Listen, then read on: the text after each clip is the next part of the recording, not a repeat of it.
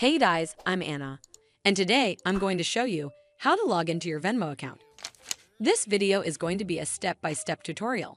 So, if you follow along, by the end of this video, you'll be able to log into your Venmo account. So first of all, you need to open up a browser on your device, and then type in Venmo.com in the URL bar at the top, and then hit enter. It'll take a bit to load up the website.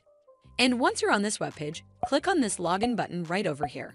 It'll then take you to this login page. Over here, you simply need to enter in your Venmo account login credentials.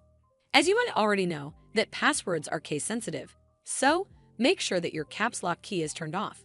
And lastly, click on the sign in button and you're done. Also, it might ask you for OTP at times, so make sure to have your phone or email ID handy.